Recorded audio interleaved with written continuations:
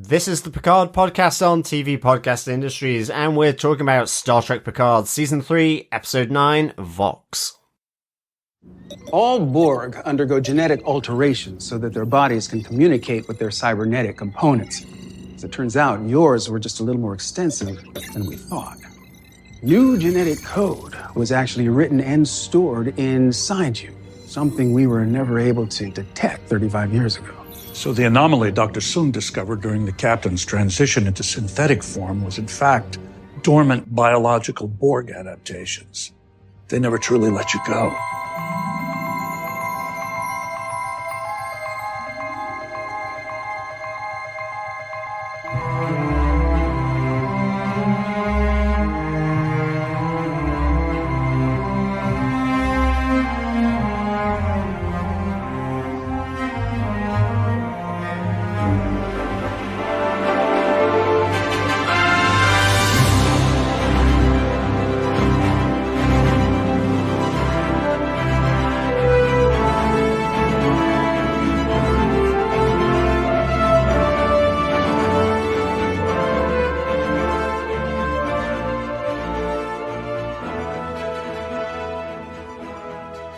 Welcome back, fellow Trekkies and Trekkers, to the Picard podcast on TV Podcast Industries. This week we are talking about Star Trek Picard Season 3, Episode 9, Vox. Yes, I am one of your hosts, John. I'm one of your other hosts, Derek. And rounding out this trio of Borg-tastic, we called it way too early, Borg-tastic themed Star Trek fans, I'm Chris. Excellent. Penultimate episode, guys. Yeah, absolutely. Can't forget the penultimate. Really excited, although it seems like Geordie on our intro has taken my medium point, my omega point. Oh, really? Yes. Okay. So I shall just defer to Geordie and Data having their conversation for that one. Yeah, it's just, my point is, watch the beginning of our podcast. It's just setting it up for you. Setting it up. You can knock the Skittles down, John, I guess. I will indeed. There you go. Good stuff. I shall make a hash of it, in fact. A big episode this week. The penultimate episode of Star Trek Picard. Also been a big week for Star Wars. We finished our Bad Batch podcast a couple of weeks ago, and Star Wars Celebration happened in the UK this week.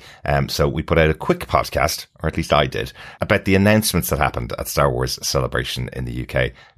But I just was joking with the lads just before we started recording that I went through everything that happened except the announcement of 3 massive movies coming in the Star Wars universe that we're all really excited about. But I think in my head I was going TV Podcast Industries must cover the TV stuff. But yes, loads of great announcements there over in the other universe. Yes, including the announcement of Season 3 of The Bad Batch, which we will be covering. So yes, absolutely. We will be coming back to the Star Wars Galaxy for Bad Batch Season 3, as well as Ahsoka in August. That's right. Third and final season of the Bad Batch. That's right. Sad to see you go, but it's going to be fine. It's going to be good. We'll end on a high. Well, and I'm guessing all linking into the Dave Filoni sort of smorgasbord that will culminate with the movie that was announced as well. Yeah. But I think enough of the wars. Yeah. Let's move on to the Treks. Yeah, I was going to go for away from the galaxy, far, far away, back to the Sol system, because we're very close to home in this episode as well, aren't we? That is much cleverer. Hey, sometimes I got it. Yes, exactly. Sometimes. Thanks, guys. But let us get into our spoiler-filled discussion, fellow Trekkies and Trekkers. Quickly, before we do, remember you can head on over to our website at tvpodcastindustries.com, where you can join and subscribe on any Federation or Borginian supporting podcast player of your choice. Of course, you can send your emails to feedback at tvpodcastindustries.com for all your theories, thoughts, comments, and anything else on each and every episode of Star Trek Picard. And of course, we will be coming to you at the end of our discussion with the 9th question in our Picard final 10 forward pub quiz, which will be available later. Yeah, all you need to do is just gather together all 10 answers to the pub quiz questions that we're giving out each episode and email them to us at feedback@tvpodcastindustries.com to begin with your chance of getting your hands on some Star Trek Picard goodies. And I think we can confirm, I think we've got this right, we're crossing everything, that we will be covering the finale of Star Trek Picard before we go away on holidays. Touch wood. Yeah, we've aligned everything. We hope we'll be able to give that 10th question in next week's episode. So yes, we have assimilated ourselves into a podcast network that will broadcast and assimilate our fellow Trekkies and Trekkers. Okay, that doesn't sound threatening at all, John. Just a normal day in the office, Exactly, really. exactly. But let us get into the episode details for episode 9 of Vox. Derek, fire away. Or dare I say it, engage. Engage, John. Wow. Almost missed it there. Yes, the show, of course, is created by Akiva Goldsman, Michael Chabon, Christian Bale, and Alex Kurtzman. This episode was written by Sean Tretta and Kylie Rossiter. Sean's also a co-writer on 2 episodes of this season, and Kylie has been a staff writer and story editor since the start of season 2 of Picard, but this is her first co-writer credit. Congrats. Yeah, good Always stuff. good to get your name on the board. Yeah, absolutely. And considering, this show is all about family, it's great. This whole team have been working together since the start of season 2. It's essentially Fast and the Furious. Much better than that, yeah. It's Fast and the Furious in space. Yes. Pretty sure they did that too already. I think they It's tried it. warp fast, warp furious There you in go, space. okay. Nice. Nice. I like it. And speaking of which, the executive producer on the series, Terry Matalas, has taken on directing duties for this episode. So he has directed episode 9 and will direct episode 10, the finale, as well. Very good, very good. Mm-hmm. So, John, do you want to tell us what they gave us with their synopsis for Star Trek Picard, season 3, episode 9, Vox? Sure. Deanna Troi realizes as she helps him navigate his thoughts that Jack Crusher is connected to the Borg, the source of all the voices he hears. Reporting to Picard what she has discovered, Picard tries to contain Jack to the USS Titan, given the danger he represents to Starfleet and the Federation. But Jack takes control of the security detail assigned to him and takes off to deal with the Borg Queen, who captures him to fulfill his destiny, as his resistance is futile and he is assimilated by the Borg Queen. With Jack gone, Picard's only option is to warn Starfleet as they amass in the Sol system to begin the Frontier Day celebrations. As the Titan races to Starfleet orbiting above Earth, Data, Geordi, and Beverly finally discover why the rogue changelings stole Picard's corpse. They were working with the Borg. The changelings copied Picard's Borg-altered DNA and added it to the transporter's architecture to implant the alterations in all users and to begin assimilation to those whose parietal lobes are still developing. Picard informs Admiral Shelby, leading the Frontier Day anniversary aboard the new USS Enterprise F, of these developments, but it is too late. The Borg Queen triggers Jack Crusher, who transmits the Queen's signal to the entire fleet, beginning the assimilation of everyone under 25, including Geordi's daughters, though 7 of 9 remains immune to the assimilation signal. The Borg begin to take control of Starfleet ships. On board the Titan, the assimilated Borg start to kill the unassimilated at the orders of the Borg Queen. As the Wrinkles make their way to the lower decks to escape aboard a shuttle, Captain Shaw sacrifices himself to defend the Titan from the Borg and hands over command to Seven, who remains behind with Raffi. Geordi leads the crew via shuttlecraft to the Starfleet Museum, where he reveals that he secretly rebuilt the Enterprise D after its crash landing, and is now the only operable starship without Borg-designed swarm enhancements applied to the fleet by Starfleet. The Enterprise's old crew bring the Enterprise D back into service, and with minimal firepower and shields, head back to Earth to save the Federation from the Borg. Woo! Go Enterprise D. Well, it's not all of it, but it's close enough. They did, due to the Prime Directive, manage to fish out part of it. It was gorgeous. Mm-hmm. I loved it. Yeah. I'm sure we will be talking about the Enterprise D later on in That's our my points. big point. But it is a beautiful ship. It's great to see it in fully rendered 4K 3D modelling for this episode. I don't know what those words mean. I just know it looks gorgeous. Yeah, definitely. Indeed. But, fellow Trekkies and Trekkers, we will get into our moments of the show. But let us kick off with our small moment about the episode. Make it so, number one. Chris, engage. Excellent stuff. Okay, I'm going to take a very small one, just a nice little kind of line from the piece, which was, again, talking about Wesley Crusher, one of the characters I still connect with a lot, and we got to see last season. But it's Beverly, who kind of basically was talking about how she let Wesley fly, and he yet still disappeared. He left her.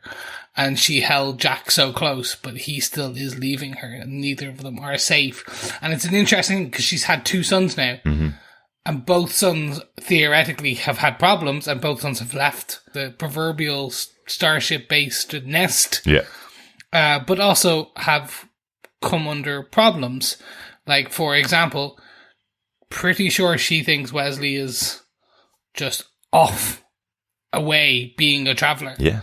And she knows she'll never see him again. And now Jack is a Borg and off away with the thing. Like, she's lost both of her sons due to letting one fly and letting one holding one too close. It's just it was just poignant for me, just in terms of that kind of dichotomy of her, the crushers, if you will. Yeah, absolutely. And for her, taking the blame for what's happened to Jack because she's holding him too close to notice that there's anything wrong with him is kind of what she's saying there. I think we've seen Picard take a lot of the blame for what's happening here as well. But Beverly's a very intelligent doctor who's quite easy able to solve some of these problems when she puts her mind to it. But here she's saying with Jack, she never even thought that there could be a problem because she's holding him too close.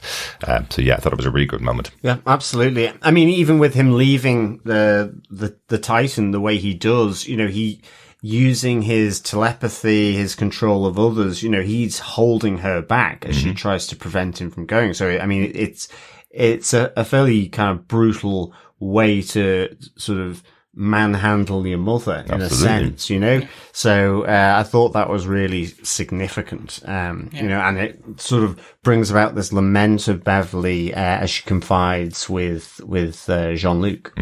Absolutely. I just also enjoyed the Wesley being a pilot on the Enterprise. It's just a nice nod back to him. She let him fly. She let him onto the bridge deck, and he flew for the Enterprise D, and it still cost him his remainder of his life in a good way, that he became the Traveller first. He's off in space now. Yes. But he's Star Trekking across the universe, if you will.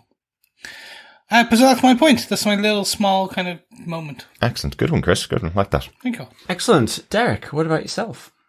I have another Crusher moment, Jack Crusher this time. I just really enjoyed the moment when Picard is revealing what's happened, how Jack has gotten to this position, how Jean Luc is involved, and I love Jack analysing himself as to why. What could have been wrong with him in the past, that he's saying something that a lot of us may say, where I understood that there were problems with the world. I understood that not everybody thinks like me. There's wars out there. There's things that are broken. There's systems that are broken.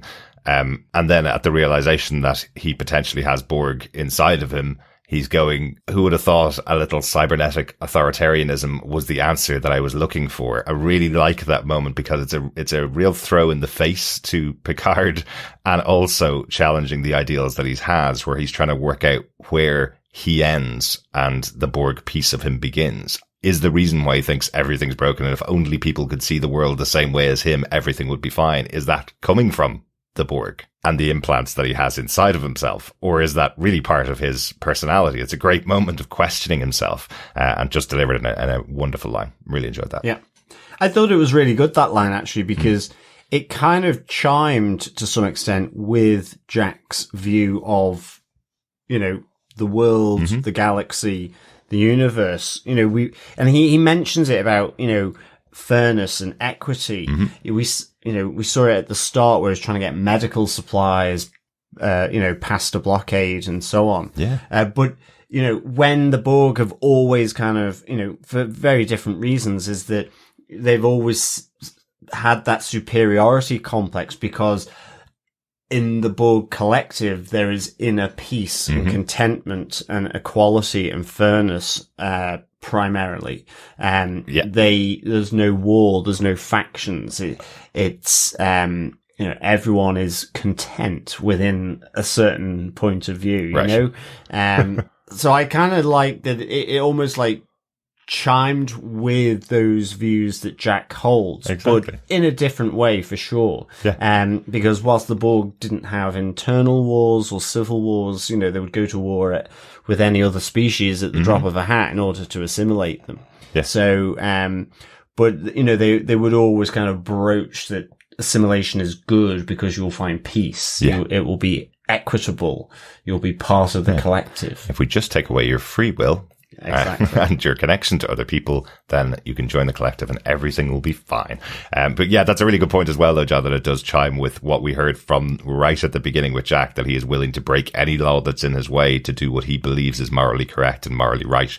And if only other people believe the way he did, they would all believe that what he's doing is right. So that's quite an interesting little tie up of that arc of Jack. We were hoping last episode, we were kind of saying this episode better tell us more about Jack and who he is and what he's all about. It definitely delivered on that for me, right from the opening of what was behind the door all the way through the episode to discover who Jack is, going into this final episode, where we see whether he'll actually use who he is as in some way to defeat the Borg. But this moment here kind of solidified it for me. I really like that, the lines that are here. Good stuff. I think, John, you have your line from the episode, your small moment from the episode. Yes, I've got kind of two Deanna Troi ones, actually.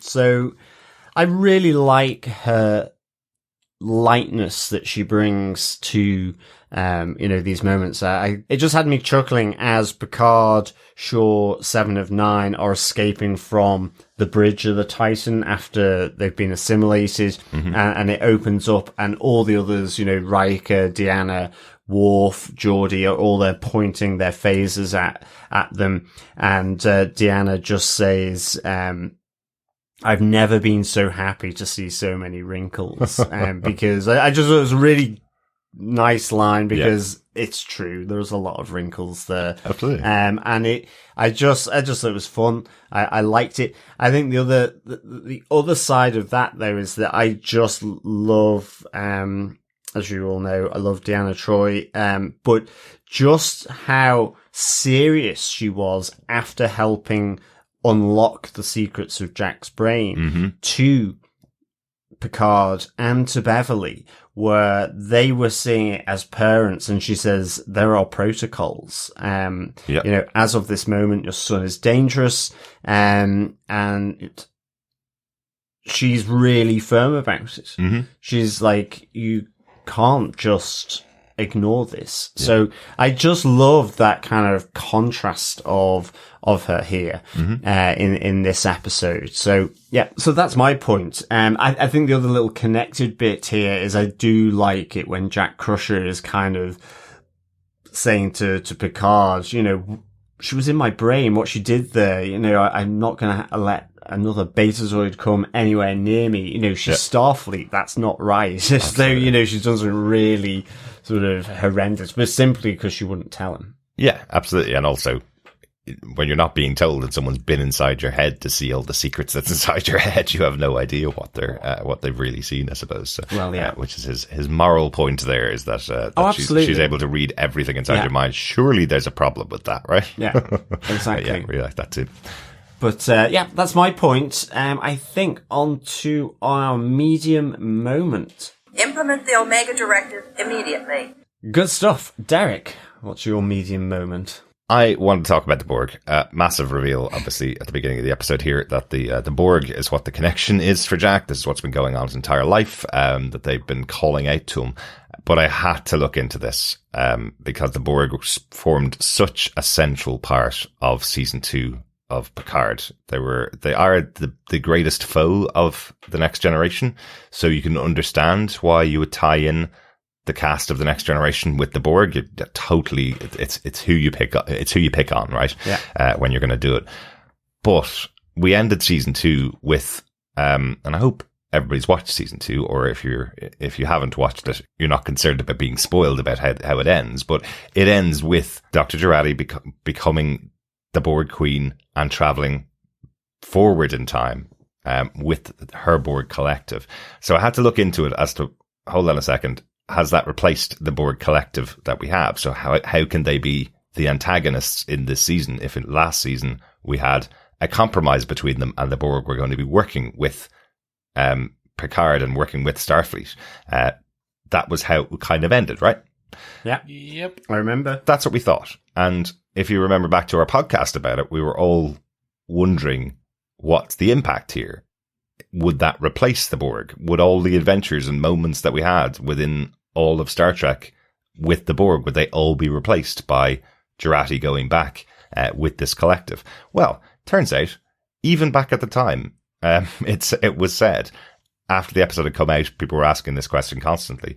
And effectively, because of the time travel element here, with Jurati going back and forming part of the Borg, that they have come back as their own collective, as a separate group, and they are focused on exactly the mission that they said they were going to, but they are not the main Borg. Yeah. So I thought that was really interesting and really good to kind of make sure it was clear in our heads, because, in other words, now I'm not expecting next week to have Dr. Jurati turn around when the camera pans to the front of the Borg Queen's face. We see Dr. Jurati. Well, exactly. There. Not expecting that now, because if you think back on the season, it was actually said quite clearly. And also a moment from earlier on this season, in episode 4, where Shaw has his speech to Picard about Wolf 359, the attack of the Borg. At the end of that speech, and we all missed it. I know we did, because we didn't even talk about it, but here's the last bit of his speech. Do you know where your old man was on that day?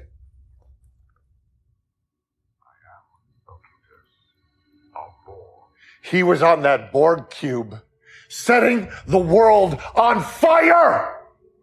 Forget about all that weird shit of the Stargazer. The real Borg are still out there, and they have a name for you.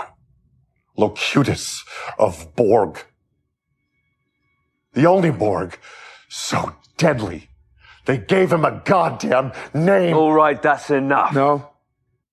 So quite clearly, Shaw calls out that the thing that happened, the weirdness that happened on the Stargazer in the past with Picard, is completely separate to the Borg we see in this universe. So that's really good. I like that we have that clarification. We had questioned, as I said last season, whether all the adventures that we had with the Borg hadn't happened. And I think the quote at the time from Terry Matalas about this was that they came back and avoided history. This group stayed out of the way of history. So that's a completely different Borg group. Yeah, no, that's really good kind of clarification, because we didn't see the face of that Borg Queen, even though that Borg Queen in front of Jack didn't look quite as steampunky as Borgatti, then I was kind of thinking, oh, is it going to be Borgatti? You know, is it going to be Dr. Jurati and in her Borg form? You know, and so I'm glad it won't be. But she might also decide to sort of join history. Because part of that whole thing at the end of season 2 was that they would watch this fissure that was happening, and, you know, almost be like a lighthouse for danger. Yeah. So watches on the wall. Yeah, exactly. Who knows? Yeah, so they may come back. We may see Borgatti coming back in the next episode, but they are completely separate to the other Borg. But one other thing we should mention as well, we did mention this when we were doing our Last of Us podcast, that Annie Wershing, the actress who played the Borg Queen, did unfortunately pass away earlier on this year. She passed away in January of this year, so we know she wasn't returning to Picard for this role. In this episode, it's actually Alice Krieg who voices the Borg Queen, and she's the one that had originally voiced the Borg Queen in Star Trek First Contact. So they got her back in here to do the voice of the Borg Queen. So I can kind of understand why we didn't see her face. I'm not sure whether that was just for dramatic tension or it was just as out of respect of the actress Anna Wershing who'd played the role many times in the past. So or maybe it'll be a massive reveal next week that it's somebody else that we might know within the universe who's now the Borg Queen. So who knows? Yeah. We don't know until we see the finale. Oh my god! Can you imagine? It's going to be. Do you imagine it's the third Borg Queen? Then actually, it would be it would be a second Borg Queen that we are aware of. So this would be an actual third Borg Queen. Can you imagine? And it's going to end up being someone like who we know from the Next Generation cast or something a bit weird. Yeah, that would be interesting, won't it? Because it was, as Jack approached the Borg ship, I actually thought it looked more like a series of almost like a city floating in the nebula. Didn't it? Yeah. It didn't look like just a single cube. Because we saw like the cube in the door, and then this looked like almost like a floating city because you looked like it had other cubes attached. Yeah, and exactly. I was like, huh. And it was in literally the nebula, and I'm like, it wasn't that hard to find. It's like, anyway. Interestingly, it is the top of the Borg cube, and I watched it again. It's kind of the bottom of the Borg cube is kind of covered by that cloud. I will say that Terry Metalis has said that's not a nebula. You'll find out next week what that place they're in is, but it's not a nebula. So the Borg are farting. Could be. They are releasing a lot of gas. But there you go. That was my point for this moment. Is something I needed clarification on. Went out and had a look, and I know we got a bunch of feedback from a number of fellow Trekkies and Trekkers who had watched season 2 and were all questioning where is Jurati and why are these Borg here now villainous in this season? Why are they trying to take over Starfleet? It could absolutely be that Jurati turns around at the end of next episode and there's a whole exposition monologue from her as to why she's turned back to being the old Borg in next episode. That could be it. But as of right now, at least we have clarification on what's happened and what's different between those two groups of Borg. Yeah. What about yourself, John? What's your Omega directive, your medium moment for the episode? Mine's the whole, Irumodic syndrome, the genetic alterations, this plan of the Borg, effectively the puppet masters of the changelings here. I know there could be a lot of thoughts about how the members of the Titan got enlightened very, very quickly, all seemingly knowing bits of it, in terms of the exposition of what happens. But, for me, I kind of loved it. It's been fed throughout the course of the season. And it plays into classic, Star Trek Next Generation episodes. So I didn't see anything particularly unusual about it. Thought on it quite fondly in terms of how the episodes happened, back in the 90s. Everybody fills in a little piece of the jigsaw. Exactly. To there are moments where there are pieces, sort of the jigsaw. But I mean, it does start early in the episode with Beverly, talking about this organic technology, to Jean Luc Picard soon after Troy, comes to inform them that Jack has been hearing the Borg. Effectively has these connections, and that it's been passed through Jean-Luc as Locutus to Jack, and I like that, that there's that conversation where effectively the Irumodic syndrome was a misdiagnosis, effectively, but that this genetic code used and implanted into Picard's own genetic sequence is effectively what killed him. Yeah. It needed that generational skip for it to become activated in a safer way, I guess. Yeah. But it wasn't the Irumodic syndrome that kills Picard. It's this altering of his DNA. And it was manifesting itself, in the frontal cortex of the brain. So I liked how all this, progressed through the episode.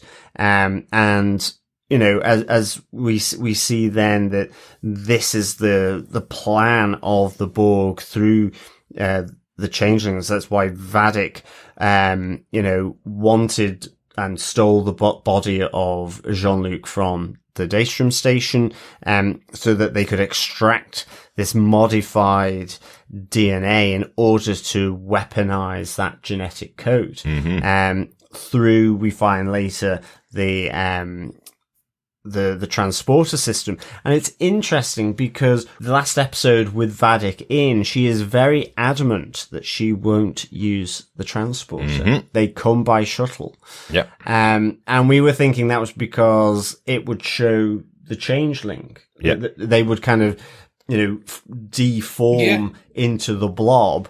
But it is more than likely is because they've been implanting this corrupted DNA, this altered DNA sequence into the sequence architecture of the transporter system, which retains, primary DNA signals or coding so that it can be a faster transporting system, I guess. Then I was starting to think, is that why Rolaren wouldn't come aboard on via transporter? That she knew this information because, and then that makes more sense because when I first watched it, I was like going, well, why is Worf suddenly like chirping up with the explanations? I just kind of wasn't really thinking, and then of course because he's got the array of intelligence and data that Rolaren and themselves had been collecting. So they probably knew about this because even Worf and Raffi, that there was something wrong with the transporter, at least. They didn't know the exact details. This was, really kind of teased out through Beverly, Geordi, and Data. So I kind of like the whole explanation. I wish we had seen a bit of the changelings in this episode, even if it was them falling foul of the Borg, almost like a double cross. In the sense that, because some of them would have used transporters, and this coding seemed to suggest that because it was being passed through the transporter, that anyone that used it, so this was how I was reading, that any species within the Federation that was using Starfleet transporters, and I guess Federation transporters back on Earth and at other locations would have this replicated in a sense or inserted into their alteration. I mean, they effectively are saying they're already assimilated. Yes. And the main thing then to weaponize this DNA, this modified DNA coding, is because Jack's importance is as a transmitter of this signal generated in the nebula, but not a nebula, by the Borg Queen. Yeah. So, I kind of like the explanation, even though it all kind of dropped very quickly and in this episode. But I liked how it played out. I thought it was real sort of, sinister, evil, and you could see why the changelings would do this. In terms of revenge for what happened in the Dominion War. I thought it had like that gravitas, and involving the Borg, as you say, being the next generation's most lethal adversary. I just thought it was really, really good.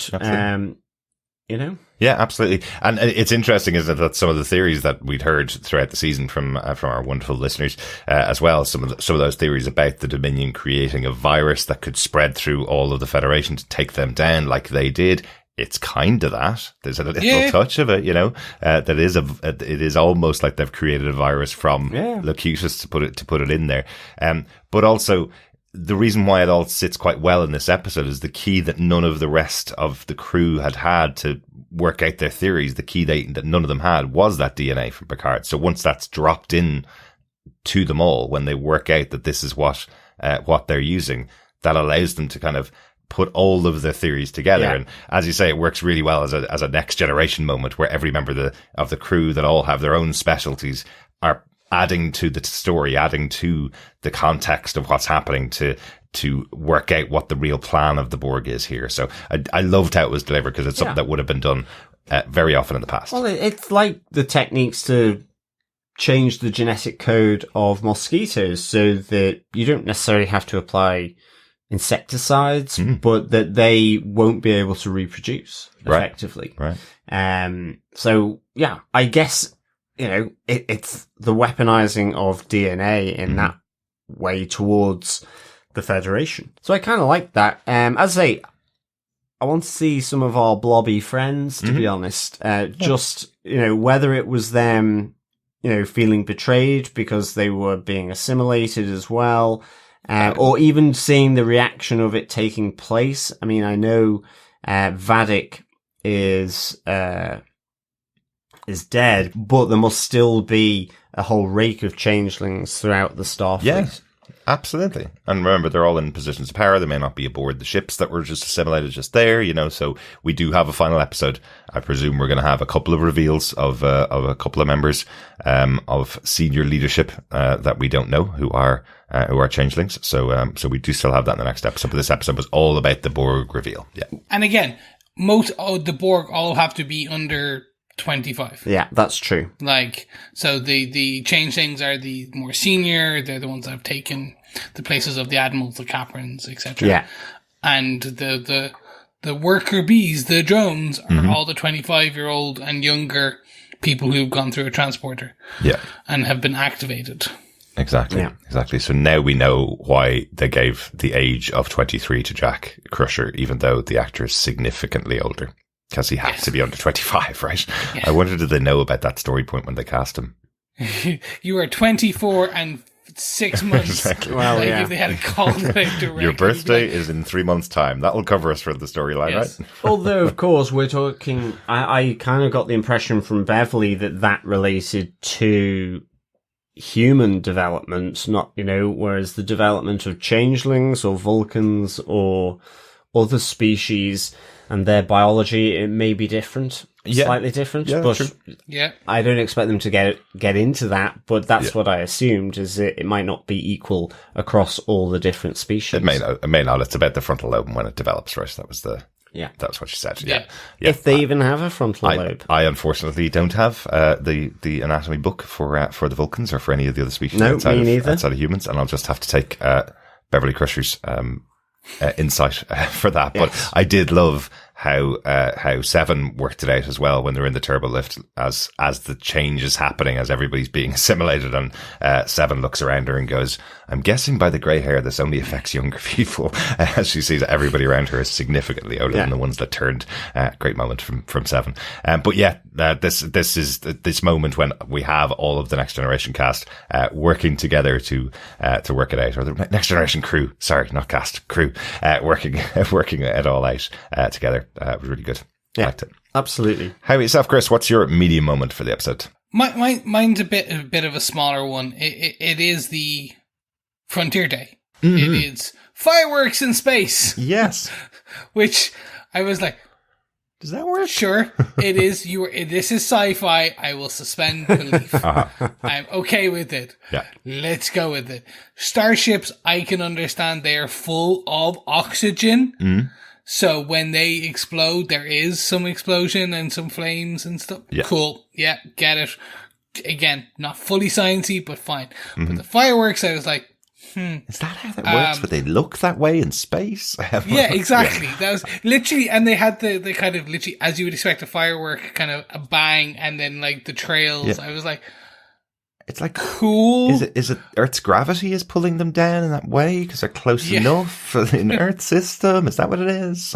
It was just such a strange one, but it was a little. I just brushed it aside to think maybe it's nano drones being programmed to look like fireworks. Exactly. And then the light goes out and then they all kind of hive back to the central point. So it's also recycling. Yeah. Or maybe they're holographic.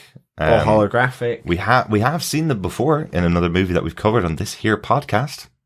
Can you guys remember when we saw fireworks in a movie that we covered in this podcast? Oh, God.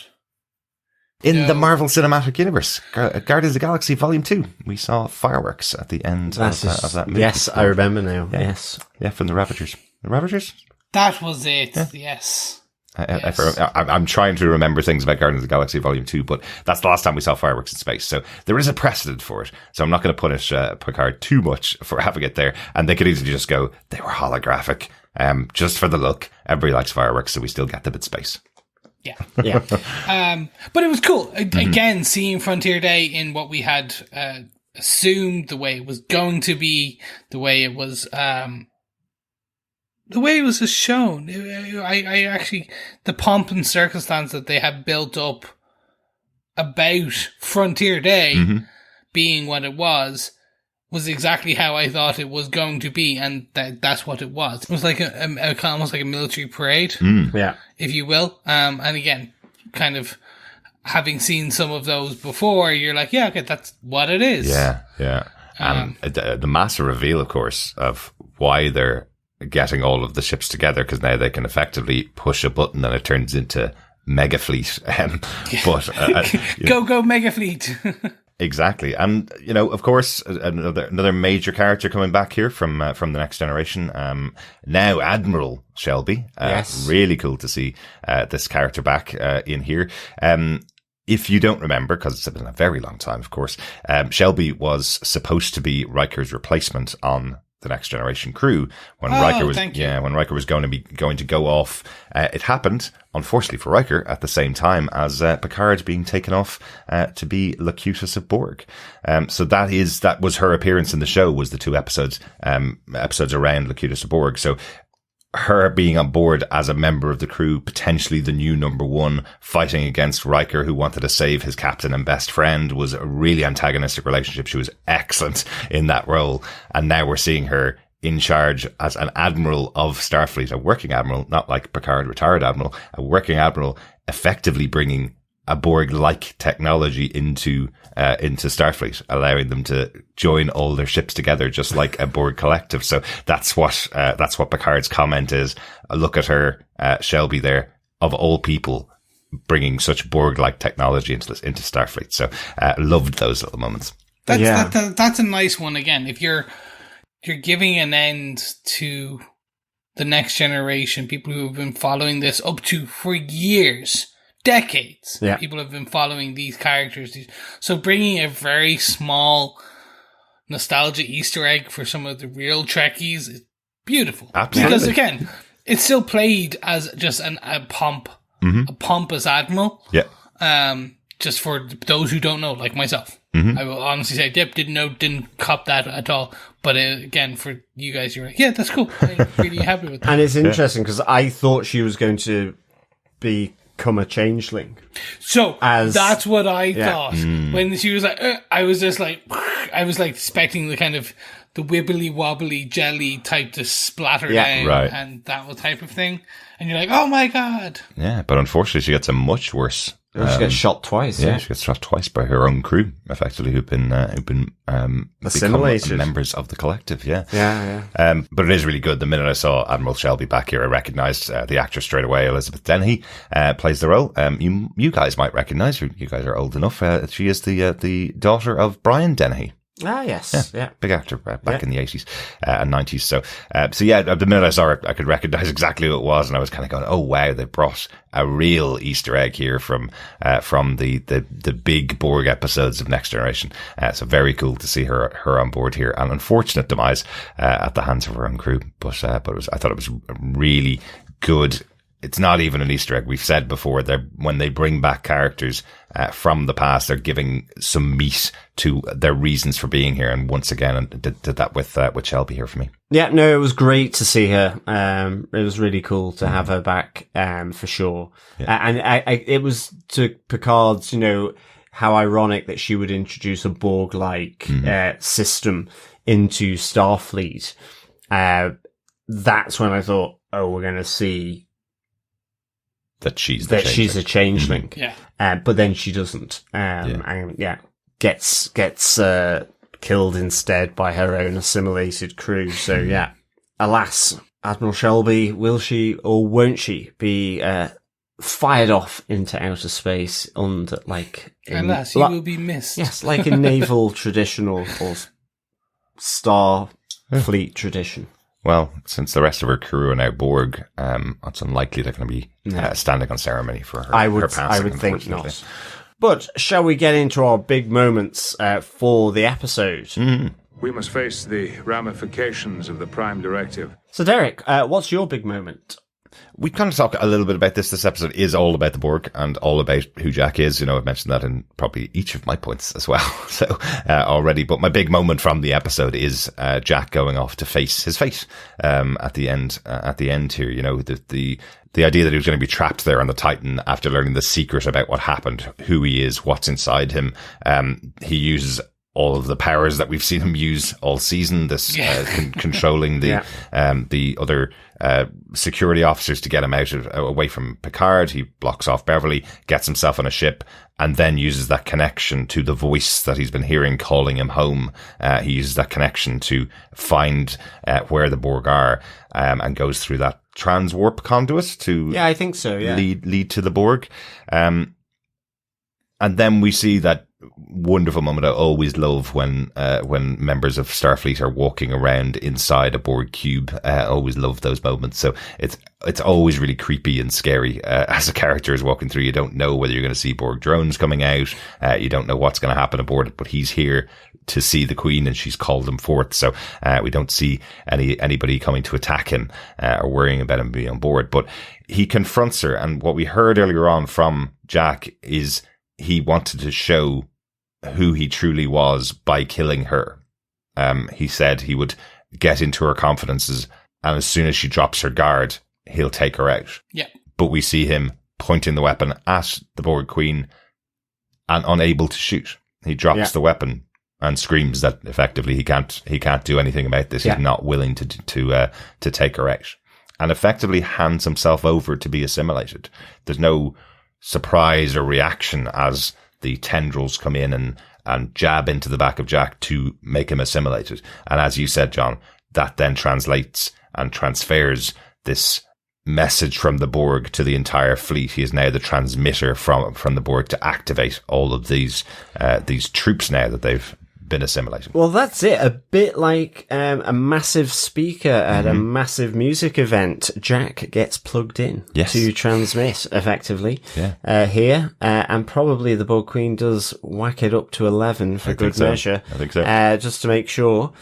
So yeah, I mean, it's interesting. I guess I was expecting more of a fight in that moment, but it's understandable because he's in her domain, effectively. There is a genetic code there already active within. And, you know, whatever she is transmitting, it's like from season 2 with Dr. Jurati slowly transforming into the new Borg Queen. The connections that they have with one another is hugely intense, hugely powerful. So you know, I did really like it. I thought, you know, anyone's eyes rolling black, whether it's in you know, Star Trek with the Borg Queen or aboard the assimilated Starfleet, or whether it's the supernatural demons, are always good to see on the show Supernatural. Yes, on the show Supernatural. So or just supernatural demons. Exactly. You know, just you're walking down the street and you see someone's eyes roll black. You're like, yeah, that's pretty cool. That was cool. I'm running now. So I really like this. I think the other side of it is, you know, I'd love to have known what ran through his head in that moment, because I really enjoyed. You know, I thought it was pretty harsh when Picard says, you know, that Starfleet protocols dictate that, you know, we must consider the interests of everyone else, not effectively not you, which actually is also very Borg-like. And he goes, what about the protocols of a father, or you never issued those? I really liked his retort. And of course, you know, he's going off thinking he's the bee's knees, and that he'll be able to kind of sort of take this entity of the Borg Queen on, and suddenly finds, you know, the Queen of the nest will always deal with the workers. Because I actually was thinking, because of the genetic coding, I was like, oh, is this like a king? You know, I thought it was like a specialness about it, or more so for him, so that he would almost be kind of like the right-hand man of the Borg Queen. Well, yeah. So it's sort of elevated above, in a sense, the worker Borg. Absolutely. Exactly like Locutus was. Yeah, exactly. That clip that I played from Shaw earlier on also calls that out. He's the only Borg that got their own name within the collective, still remained a member of the collective. We've had Hugh, who chose his own name after he broke away from the collective, but Locutus was the only one given it because of its importance to the collective. And now, as Jack arrives, we hear the Borg Queen saying, here are some of the names that I thought up to give you, you know, that you could be the regeneration of us. You could be the rebirth of the Borg. These are some of the names, but no, you're not Locutus. You are Vox. You are the voice of the Borg now. So he has given his own name because of his importance. They could not have carried out this plan and taken over Starfleet and activated all of these members that have used the transporters without the transmitter that is Vox, that is this member of the Borg now. So almost on a similar level to Locutus. Then. Exactly. Yeah. Yep. But effectively a glorified speaker. Well, yeah. Yes. I mean, in a good way, you know, in like a good way. The voice can connect to the transmitter for the master stroke plan, the final Deus Ex Machina, if you will. Is it Gabriel who is the voice of God? It's the Metatron. The Metatron, that's it. As we all learned in the Kevin Smith movie. Yes. From Transformers. That's Megatron. Oh, yeah, that one. No, the Kevin Smith movie, which called it out, yes, which was Dogma, and they called out in that once it's in a movie, then you'll know it forever. Yes. But effectively, the point of it is the transmitter is massively important. The voice of the Borg is massively important because if there was no voice, if there was nobody transmitting it, nobody else could hear it, right? So it would just be the Queen waiting to encounter beings to bring them aboard and assimilate them. So without this piece of the puzzle that is dropping into place here, they couldn't have carried out this massive plan. So yeah, that's of course why the last 7 episodes or 8 episodes of the show were people trying to chase down Jack to bring him to Borg, right? To the Borg. Yeah. So yeah.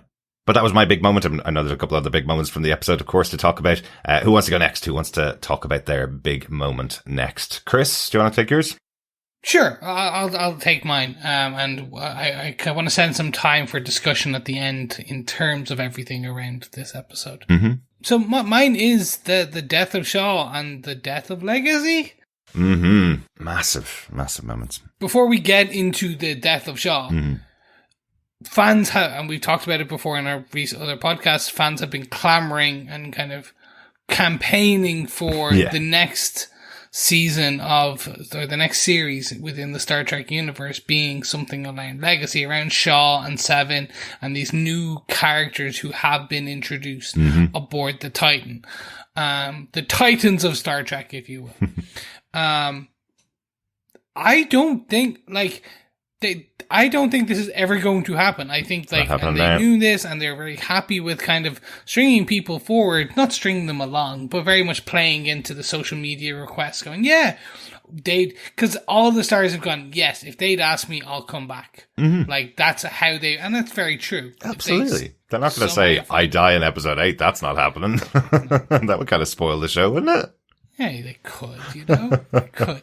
I think it's an interesting take in that typically I've yet to see Star Trek kill off many, many, many, many characters. Okay. Like, if you think about going through, I was trying to run through in my head, like, you've got Tasha Yar. You've got Picard. Characters who are significant in seasons. Yeah. They haven't they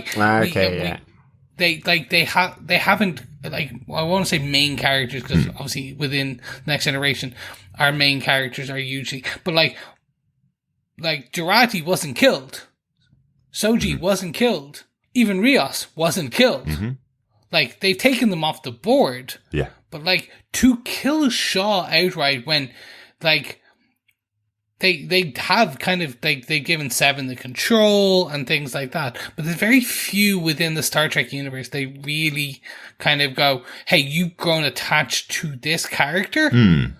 Because let's be honest, within this season, he is a main character. Sure. Oh, absolutely. Yes. Yeah.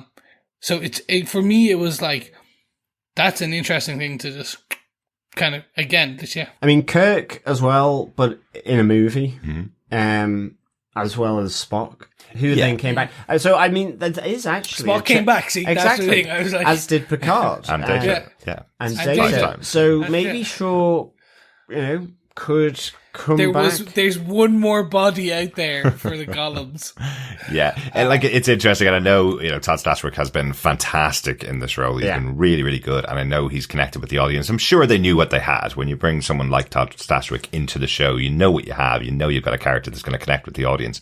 I don't think they probably thought that the call for, we need a spin-off show because Picard is going so well, we must have a spin-off show. I don't think they expected by episode 3 that the hashtag Star Trek Legacy was going to be out there, that people were liking Shaw 7's dynamic, and we're hoping to learn more about the bridge crew here, and we're expecting that we're going to see USS Titan carries on and new adventures coming next year, So I don't think they were expecting that.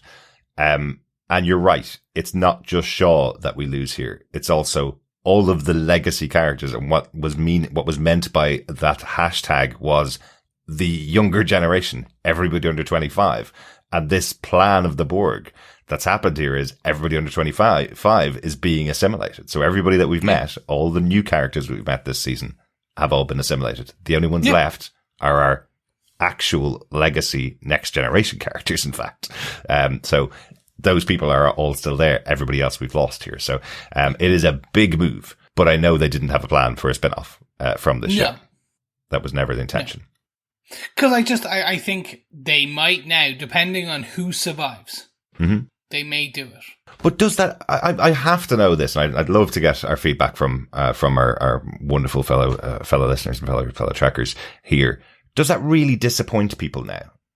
If you start a show and people are enjoying the characters and those characters die, does that disappoint you, or does that excite you like it does for me when someone dies in a show that I wasn't expecting to die?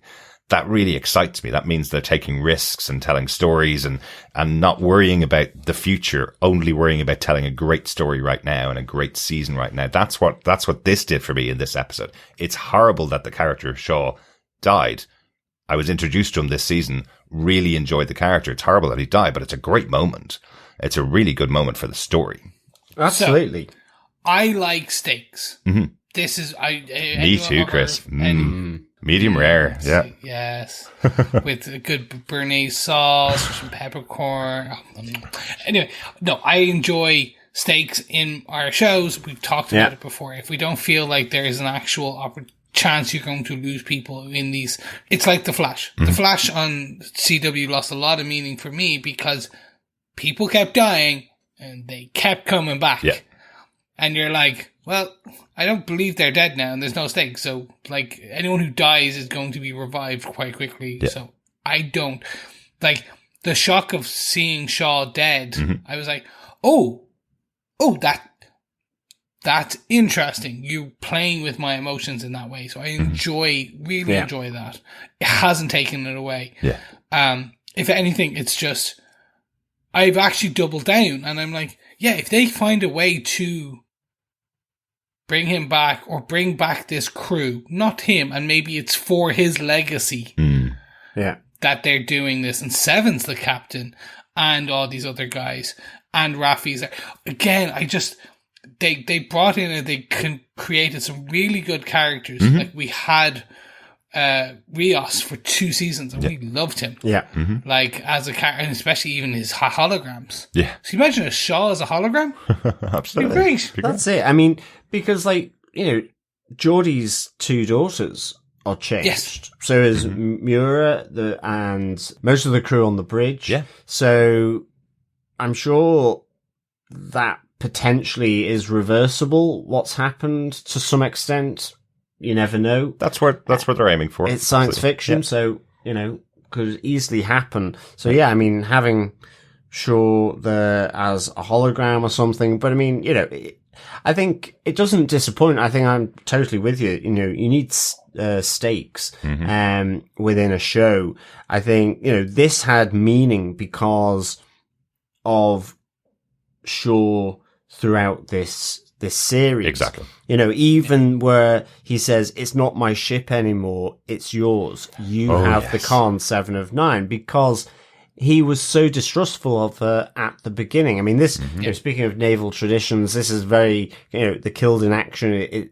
It's very much almost a bit like, I thought we were going to, you know, like, with Nelson, like Kiss Me Hardy or something like that. You know, it's the death throes of being killed in action of the captain and his first officer. Right. You know, it screams, Battle of Trafalgar vibes in a sense. And so I kind of really, I thought it was really sort of meaningful because of how he interacted with Seven. It was really poignant. But remember, he was dead naming her earlier on in the season. He was calling her Hanson, refused to call her Absolutely. Seven, and is now not only calling her by her right name, he's also handing over the con to her. He's also saying, "This is now your ship when you get it back from the Borg." Absolutely. But So I have no qualms with that at all. There's no enjoyment lost.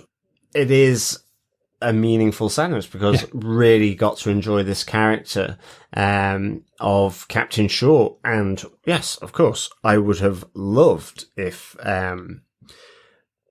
there was some spin-off from Picard that would have had him in. Absolutely. But I think ultimately this was a next generation spin-off. Exactly. And it wasn't about creating the next Star Trek, and not everything will be done with that in mind, whatever it may be. Exactly. So yeah, I thought this was a really good moment, his death. I thought it really meant something, and I loved the interaction there with 7 of 9. Yeah. absolutely. No, I agree. So that's the end of mine. It's a shame to see Shaw go, but I'm happy to watch him leave. Mm-hmm. You know, the old saying. But John, what is your final big moment? That means something different than you've described it as, Chris. But anyway, it's a good segue. I'm gonna stick with this segue. Okay. John, what's your main point? It is the Enterprise D returns, and of course the Enterprise F bats its eyelids and shows a bit of warp core. Yeah, I love this. I love the reference here with Enterprise D, just having that ship coming out of the Starfleet Museum. You've done something that I didn't expect you to do. You've made me more interested about what the hell you're talking about with Enterprise F. So we see its eyelids. We see the older Enterprise D. Yes. We see the new Enterprise F coming out of the space station for Frontier Day. Yes, we do. Which was cool. I loved seeing that. Commando by Shelby, I loved even more seeing the Enterprise D return. And I just thought it was so cool. I mean, it still looks cool. Yeah. It's so sleek. And I mean, actually, obviously Starfleet has got chunkier as the years have passed, because, you know, it's really sleek and kind of sensual. It's curvy and just frankly sexy. I love the ship. The Enterprise D. You know, I guess it's a nostalgia thing from back in the 90s, but I just thought it looked really cool. Just even the blue of the lights and the red. Yeah. It's just so good. I didn't really think I'd get so worked up about seeing the starship coming back on. So I really enjoyed it. I'm half expecting it to disintegrate as it flies at warp to sort of capture and to intercept the Borgs, but nonetheless, I absolutely loved it, and I love the fact that we got on board to see inside. You know, it's interesting. It looked really small in comparison to the Titan. It's because they've kind of they've got, it's almost like storage space. I don't know what it used to be, but it looks like storage space either side. It feels much narrower and smaller, but I loved seeing, cause that curvy design with the big console behind the captain's chair, just really good. I love that we got the voice of Majel Barrett Roddenberry, as the computer on the Enterprise D coming in, that Jean Luc will accept that field demotion as the voice says, Captain Picard, we get engaged. I mean, this was really fantastic for me. I loved seeing it. I presume that part of the reason why Picard makes the joke about the field demotion is because it is Majel Barrett Roddenberry's voice, who's passed quite a long time ago now, so they wouldn't have ever recorded any dialogue with her saying Admiral Picard. So they turned it into that joke there. There's just some great moments on there. It's, it's interesting that you mentioned about the ship being smaller and Riker's going, is it smaller? But it's just because it's a different type of ship, of course. Yeah, exactly. And the joke with Picard as well, where he's saying, it's only now that I realize being aboard here with all of you around me, that I really prefer the carpet. So yes, a very different ship to the sleek ships. But did you see the little tease that they did here? Lots of criticism of new Star Trek for how dark the ships are and the lighting is on all of the ships. And I thought anyway that they were teasing us as they turned on the lights on the Enterprise. It takes quite a while for it to come on. The lighting is looking very similar to what the Titan has looked like all season this season. And then eventually we get the full studio lighting like we used to see back in the Next Generation. So I know they're teasing us because they know how dark Star Trek has become over the years. So I'm glad that they turned on the full lights so we can see that full replica of the bridge. But I love the last shot of this. Enterprise D just looks so pretty as it turns out of the Starfleet Museum and jumps to warp. Yep. Like, it was just really cool. Just the angles. But yeah, as I say, the starships have gotten chunkier. I mean, Enterprise F, it's a chunkmeister there. Other interesting, reference here is that the first Enterprise, the NX-01, Captain Archer's ship, was also referenced. It was. Yes, the first ship, of course, featured in Enterprise, captained by Captain Archer 250 years beforehand. That's what they're memorializing here. So, I think it was referenced by Admiral Shelby. Yeah, in her big speech about. Oh, I thought she was talking about Cochrane. No, she's speaking at the NX. During First Contact when they did that ship. She talks about the first Warp 5 capable ship. Warp 5. Okay, I missed the 5. I heard the first Warp, and I thought it was a callback to literally First Contact where they did that. It turned out it was the Next Generation crew with Cochrane. Yeah, I can see why the confusion come in, but that was the old day that used to be celebrated by the Federation. That used to be First Contact Day. We heard that on in the first season of Picard. This is Frontier Day, so this is when they broke into the next frontier. So, which was the subject of Enterprise, the series. So, so it's kind of cool that they're able to reference all of these Enterprises, and we've already, of course, seen James T. Kirk's Enterprise this season as well. So I think we've seen every Enterprise referenced. And one more that was referenced in here as well, in a little gag about the Enterprise E, the one that was featured in the last Next Generation movie. The joke here that potentially, because we've never seen it happen, that Worf apparently is the cause of that crash, and Worf saying this isn't his fault. So we've never actually seen what happened to the Enterprise E, but we know it doesn't exist in the world anymore, and as probably, I guess, irreparable, right? Because there was no call to bring that back and get that replaced. They went straight back to the Enterprise D. So good little joke there. But apparently it has been referenced in some novels and books and stuff like that. But but the Enterprise E has not been the end of the Enterprise E has not been seen anywhere. So. Okay, yeah. Because as well, some of the other ships or starships that were there, we do have the USS Cochrane, Sulu as well, which I loved. Yes. Excellent. Yeah. And the other one I noticed was Galgamesh as well. We're all part of the fleet that were assembled there when you looked at it on the readout. Yeah. Which was great. Yeah, and there's another one that I really liked as well, because I got my reference. Excellent. That I've been looking for all season to Dr. Pulaski. There is a USS Pulaski mentioned in here, so they do reference the Doctor from The Next Generation here as well. Excellent. And also, whilst we're speaking of ships, there was also the Excelsior as well, with Captain Ben Bassett, that they managed to escape from and recapture their bridge. So all I could think of was that this was the geriatric crew aboard the Excelsior, sort of the retirement, USS retirement. Right. And so basically none of them actually assimilated, but no, they had captured back the ship and then were blown out of the water. The Queen decoupled this synchronization technology of the fleet. And then unfortunately, Captain Ben Bassett was blown up with the rest of his elderly crew. But honestly, I thought that was really effective, the way they did that. And I don't know whether that's because I know CGI is massive now, that they do everything and it looks amazing.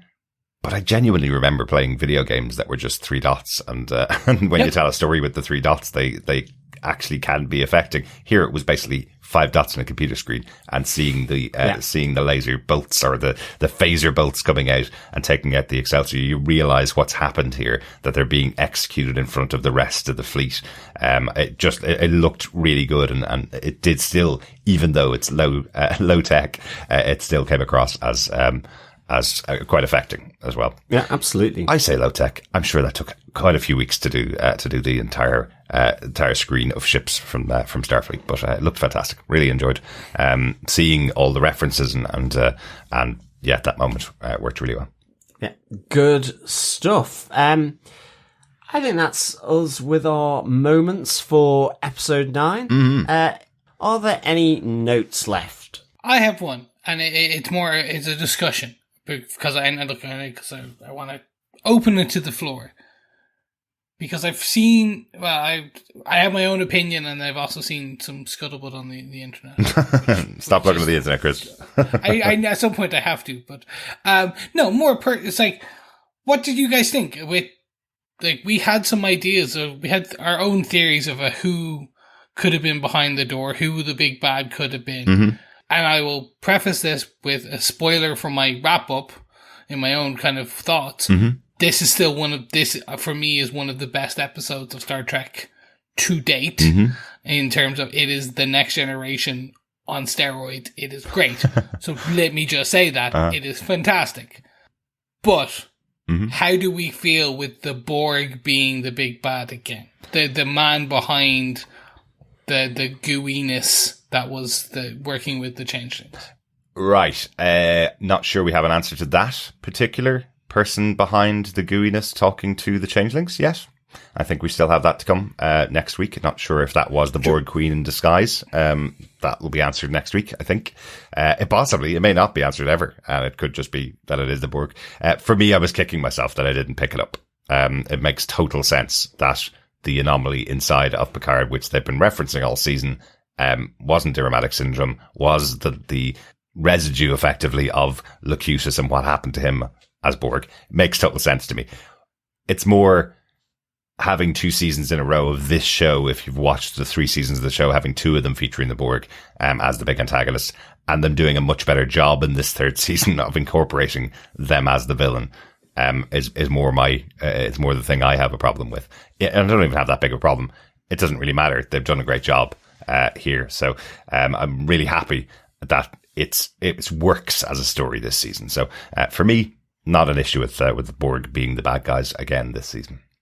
Yeah, I don't have a problem with the Borg being the bad guys at all. I mean, I'm a little... the only thing about it is because of the involvement of the changelings, and I was really enjoying that whole storyline. It's like we mentioned, it's like with Marvel's Secret Invasion. You bring this notion of a species that can change to any form. It really ups the ante as to who you can and can't trust, and it almost feels as though that's in this episode, that just got completely pulled back. Now, it might come into the final episode, absolutely. Not saying it won't, but I actually just felt a little bit that all that great stuff being done just got a little shortchanged because the Borg cube just came flying in from left field in its nebula, not nebula, to kind of steal the show. That did kind of, at the end of this episode, I just looked at Derek and said, well, where are the changelings? There's nothing there. There's nothing, even seeing their victory, effectively, they've just gotten what they've want. And I guess that will be in the next episode, but it felt like that had been shortchanged. As I say, episode 10 may come along, and that's not the case. Exactly. So it's just, I guess there's been those breadcrumbs of the Borg through this season. I'm a little disappointed in my theory that behind the red door, because it was so fiery, it was the Bajoran fire pits. So I thought that was I was like going, oh yeah, that'd be really good if I'm right there. But it's like, obviously, no, wrong again. So maybe there's a bit of that, possibly. I don't know. But it's just simply, I felt the changelings were missing from this episode. Let's put it that way. I think it was more that. And that felt a little odd. Yeah. Immediately after I'd seen it, for sure. Yeah. But I do love this episode. I'm quite similar. Like, look, for me, it's... I suppose part of me was like, do you know what I wish? Because we've seen so many... we've seen Borg storylines. Yeah. We've seen the Borg storylines. We saw the Borg previously in the last season. We saw synthetics in season 1. And they were pillaging the Borg cubes in season 1 as well. Exactly. So we had that story. And I'm like, I understand the Borg are the big bad. They are the big bad. Yeah. But part of me also goes, you had the Cardassians, you had the other ones from Deep Space Nine, you had some of the bad guys from Voyager, it's a wealth of a universe of bad guys. And I'm like, or you come up with a new. So part of me was like, I also know that some of these writers are some of the best writers in the business. And I've seen what they could do. So I'm like, I'd love to see if they had got more opportunity to play in that sandbox, could they have, or was this always the plan? Yeah. Was this the 3-season arc? And they do bring Borgatti back in later, and she's the one that stops this at the end. And it was all part of the 3-season arc we've had, and it's all about the synthetic life being the biggest, and AI, and everything being the big bad. So I'm just like, I think I trust that they know where they're going with this final episode, and I'm happy with everything so far. It's just also part of me is like, interesting. You had a whole universe to play in. You had a whole set of all the different season bad guys, different people the different show bad guys. You chose the Borg again to be that big bad. And I'm like, cool. I'm not complaining. Just no, exactly. Why? Interesting. Yeah. I'd say it's probably the greatest hits concept. You bring back all the cast. You got to bring back the biggest bad. It's odd though. Again, we got Q last season, and Q had a great storyline last season. It was great to have Q back there last season. But you would think if they were doing the show the way they did season 3, that Q would have worked really well with all of this cast meeting up with Q. In this season, that could have been the other option that they were going for. Because they used him last season, it wouldn't make sense to do that 2 seasons in a row, I suppose. Yeah. No, that's very true. Okay, so I think that's it for notes. Excellent. Right, off we go. Chris, what did you think of Star Trek Picard, Episode 9, Vox? So I kind of gave it away already. For me, this is some of the best Star Trek in years, in a single episode. It's you just said those words, Derek, the greatest hits. Yeah. It felt like a greatest hits album. Like all the best parts of Star Trek The Next Generation, all the best parts of some of the best episodes kind of pulled together, like the family aspect, everything just heightened to 11 in a way, and really just making you go, oh, this was cool. Yeah. Now, and this is the one where I actually wish they had have done an Amazon on it, where they did the last 2 episodes back to back. Yeah. So we could have gone, oh yeah, let's just kind of, I record it and then just dive in tonight. But unfortunately they didn't. So yeah, no, absolutely loved it. I'm very much looking forward to the final hour of this and the final hour of The Next Generation of Picard. Mm-hmm. What about yourself, Derek? What do you think of this penultimate episode of Picard? Yeah, absolutely loved this. And I think, we had some ideas of what we wanted to see in the penultimate episode. And my big thing that I wanted to see was, tell me about Jack. Tell me what his connection is here. Tell me what his purpose is. Tell me what the reason that we've been following the character is really for the last 9 episodes, other than him being Picard and Beverly's son, which is a story in itself. So I'm glad they've revealed this big connection. I'm glad they've had the big reveal of the Borg couldn't have done this without him. That's a big connecting thing that needed to happen in the episode. They delivered that, but they also delivered on getting the family back together to go off on their final mission. Reuniting the crew with the Enterprise D is fantastic. I love that. The sacrifice of Sean, the end to his arc of a storyline, I thought was fantastic in this episode. It worked really, really well for me. Him finally accepting who Seven is and giving her the con. Of course, if she wrests control back of the Borg control ship. But I think that all makes sense. That in itself, we didn't really speak about that, but that in itself, I really like the idea that she's staying aboard the ship as the new captain. Raffi's staying with her, which is another callback to their relationship. But it also is a great excuse to not put anybody that wasn't in the Next Generation cast aboard the Enterprise D, right? It works really well in loads of ways. So overall, writing has been really tight throughout the season, coming right up here now to the penultimate episode. It's written by fans that have loads of knowledge about the show, but it's not just fan service. They're also telling great stories with the cast that they have here. Spectacular. Loved it overall. How about yourself, John? What's your final thoughts on Star Trek Picard, season 3, episode 9? Yeah, I really loved this episode. I'd give this 5 wrinkled leather hides out of 5. I was going to go with sleek starships out of 5, but I think both work. Sleek and wrinkly, sort of yin and yang going on there. I've seen this many wrinkles. Absolutely. Well, I won't tell you what my other one was going to be, but certainly I just love this episode from start to finish. It sort of really maintained that sort of uneasy relationship between Picard and Jack, certainly where he has to effectively put him under house arrest, effectively.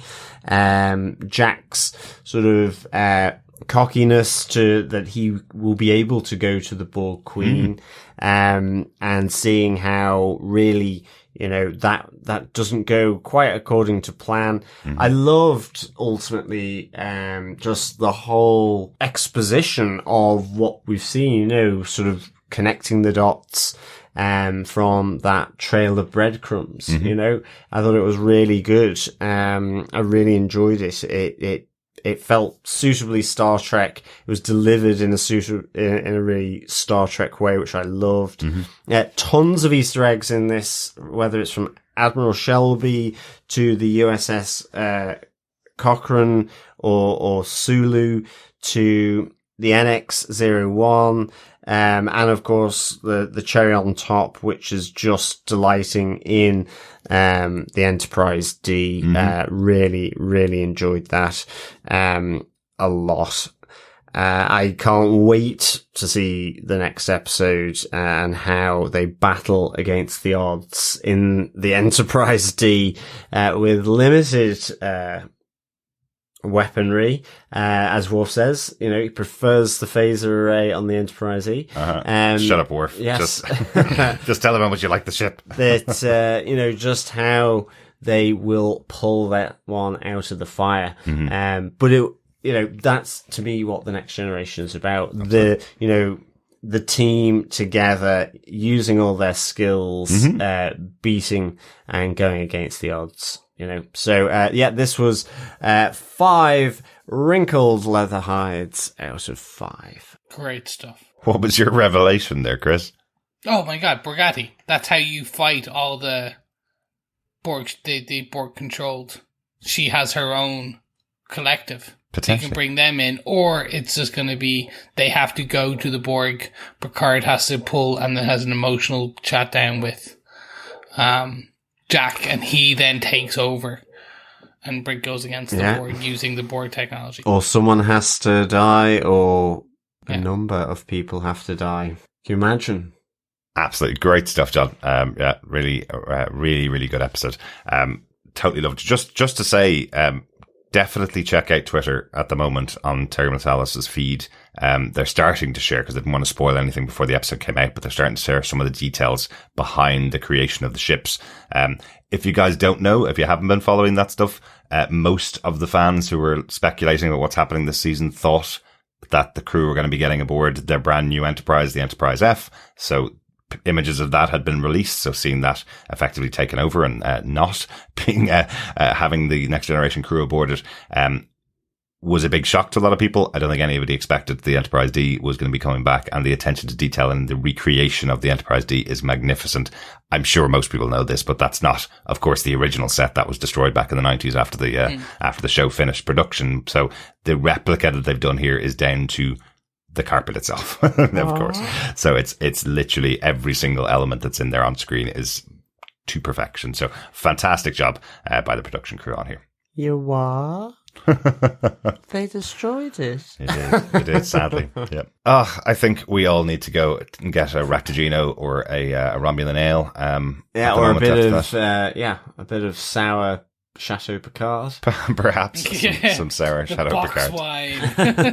Time to head over to our pub quiz. But we should mention, in case you missed it last week, we gave a pretty impossible question for our question 8 in our Star Trek Picard pub quiz.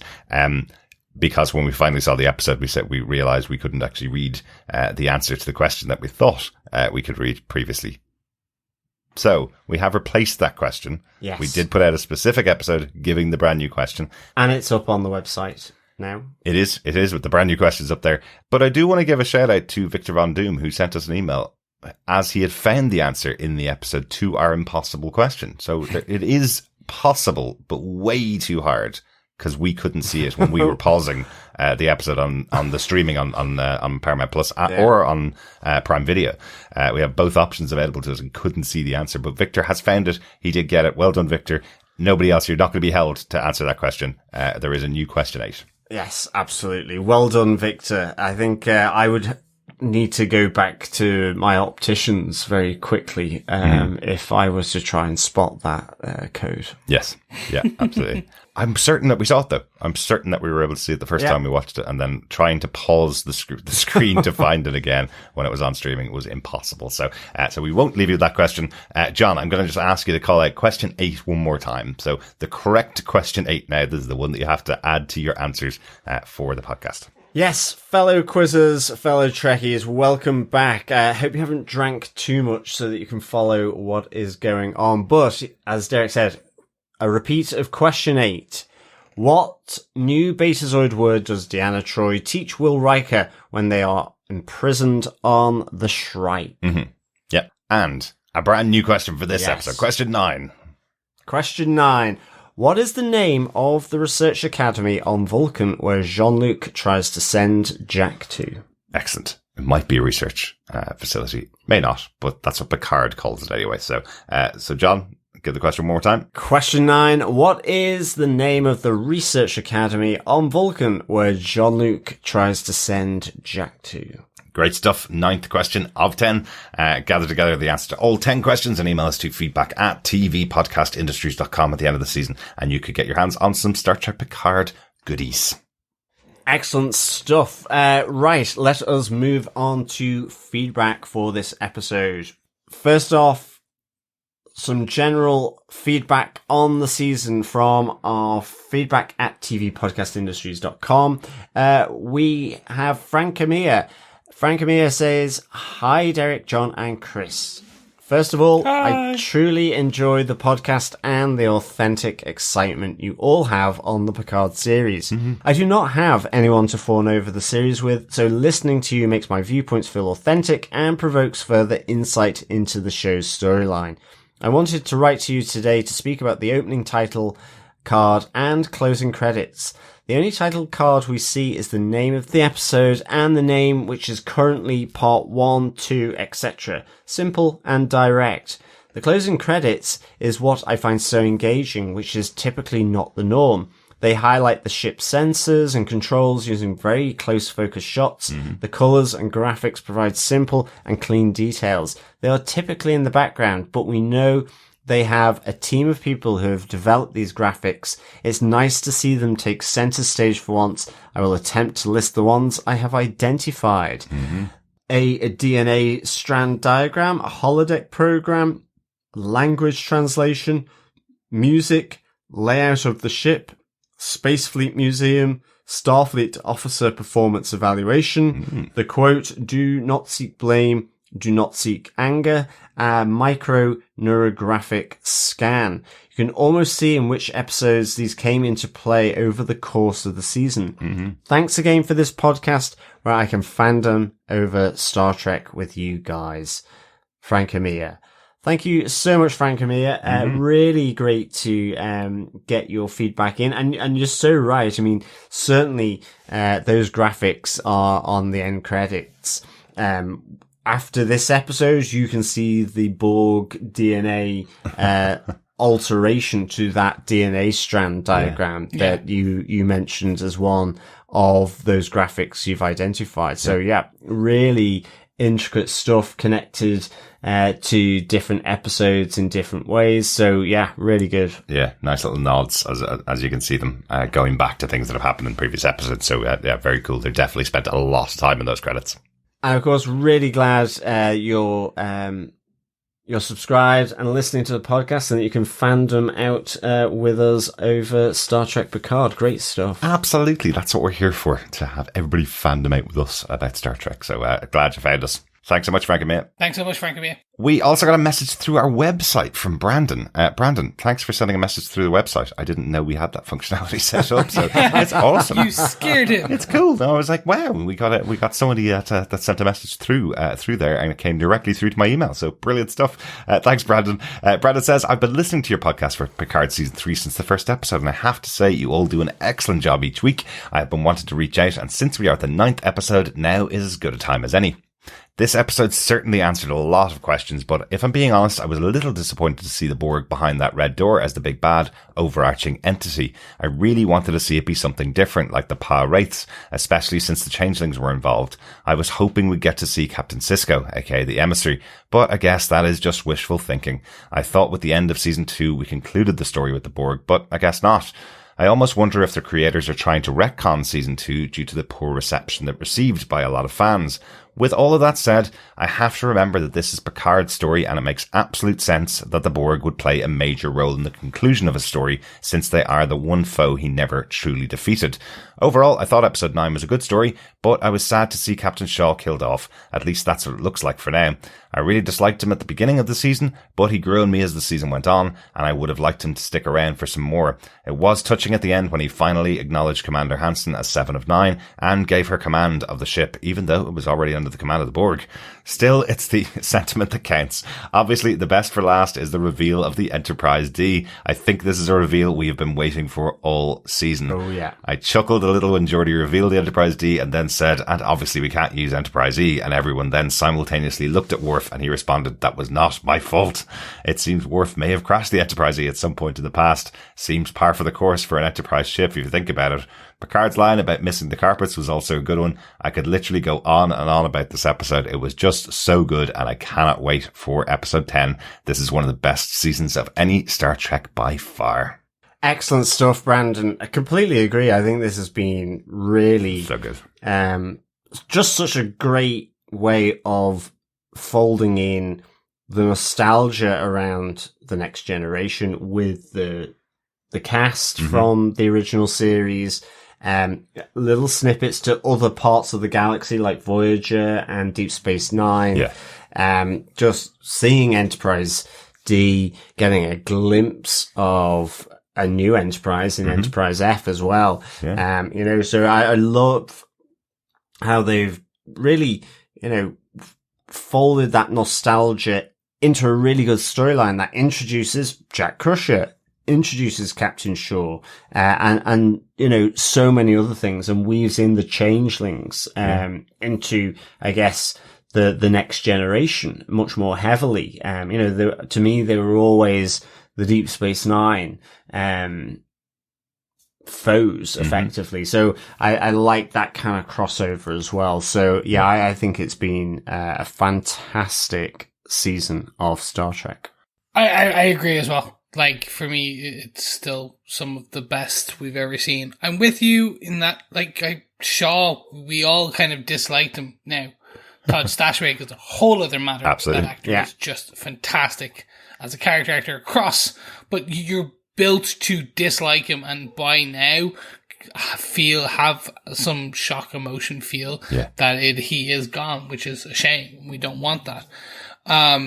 And then, I'm kind of with you on, we already discussed just on the Borg bit, and I like the Path Wraith. I saw more and more about the Path Wraith stuff, from Deep Space Nine over the last week in particular. Just before this episode aired, everyone was zeroing in on that. Going, it would be great, and that'll kind of get you back into those kind of the other big kind of good and bad guys from beyond the wormhole. And I think that would have been cool. Maybe they'll explore it in a different season or a show. Maybe that's Discovery's next big thing. But we'll wait and see. Yeah, or maybe we'll see something next week's episode. You never know. Just on the point of the retcon of season 2, I just want to mention this. The whole show itself, Star Trek Picard, came from bringing Patrick Stewart back on board to the idea of doing Star Trek again. I remember being at the premiere for the first episode of Picard season 1, and there was lots of discussions about Patrick Stewart saying he did not want to come back as Jean Luc Picard, still sitting on the Enterprise 30 years on from the previous adventure. He didn't want to tell that story. And I feel like now that they've gotten 2 seasons of stories which are really focused on Picard and him as a person in later in life, that's allowed them to do this 3rd season, which is much more about bringing that cast of the Next Generation back together. It was filmed, as far as I remember, it was filmed very close to the 2nd season of the show. They almost did it back to back. Exactly. So I don't think they'd actually seen the reaction of audiences to the end of season 2 to plan this story out. For season 3, I think this was the plan. And, obviously things get worked in filming and things get worked through in the writer's room, as they continue. But I don't think they're trying to retcon what happened at the end of season 2. In fact, as I said, there was a call out to, that these are 2 different Borgs. They're 2 different stories, effectively, that can still exist simultaneously in this galaxy, I guess, in this universe of Star Trek. So I don't think they're specifically retconning. I think it's just a natural progression. And now this series is much more about telling a story of the Enterprise crew years on, whereas the first 2 seasons were about Picard's, experience later in life. But great stuff. Yep. Thanks so much, Brandon, for your thoughts. And thanks for using our form on the website to send in your comment. It's great to know it works. Good stuff. Thanks, Brandon. Thanks, Brandon. Over on Facebook, on last week's episode, Donald Dennis had this to say. So, how certain are we that Deanna Troi isn't a changeling? Chris saying this, pretty certain now, but that's besides the point. Back to Donald. Either way, I like to see her and Riker scenes. They had more character development in that cell than they had in the entire seasons of The Next Generation. I loved the theory Chris presented about the Black Ooze. This whole series seems like it's redeeming characters and events from previous lore, and I think it's doing a great job of that. Reconciling with Denise Cosby's Yars somehow could be a fan service of the best kind. The Data lore scene was pretty much as I suspected it would turn out. I hope that some of lore becomes a bit more evident. Not the homicidal maniac, but some turns where you go, that's new. Maybe bluffing better in poker. Thanks, Donald. Yeah, look, it would have been Black Ooze, would have been cool. Ooze is always cool, i.e. Ghostbusters 2. I'm not taking any comments on it. That's all right. That's my thought. But do agree, look, that Riker and Diana Troy scene was absolutely fantastic. Yeah. I called it at the end of our episode last as well. Yeah, absolutely. Thanks, Donald. I think, I'm hoping Diana isn't a changeling, to be honest. Yeah. Or, yes. Pretty sure she's not. Again, No. Yes. the mind reading abilities probably still say she's better at that. Yeah, I would say so. Yeah. Good stuff. Dr. Bob had a quick comment. Just said, quick lobes of the brain refresher. Frontal is the decision-making planning. Parietal are the stolen bits of Picard. They're about memory and language. And occipital is sight and scent and taste. Because I think we might have mixed them up on last week's well, I podcast. know I did. Even in this podcast, I was saying frontal. Because I don't remember the other two. So, parietal are the stolen bits. Frontal is the decision-making planning. They're the ones that develop and stop developing at 25, I think. Couldn't they have done frontal, lateral, and reversal? Maybe. Oh no, it's all my backle. It's all the back of my brain. Exactly. The backal lobe. My frontal lobe and my backle lobe. My sidal lobe, my other sidal lobe. My lefty lobe and my righty lobe. I know technically Jean is the only doctor on our podcast, but not a doctor of medicine. No, I am not a medicine doctor, which you'll all be very pleased to know. Yes, we should be. If he comes in and goes, well, you've got an owie wowie on your boopy, but don't worry, it's really going to just affect your backy wacky lobe, not your fronty wunty lobe, so you're all right. Yeah, any doctor that says that, don't let them treat you. Yeah, exactly. Thanks, Dr. Bob. Yeah, thanks so much, Dr. Bob. On this week's episode, we got an email in from Virat who says, I must say this show has made me love Reddit all over again and simultaneously despise it all over again. Reddit, yes. Right after watching the episode twice, as it might have been my favourite Star Trek episode of all time. I made the mistake and read the post-show comments and was surprised at some of the negativity.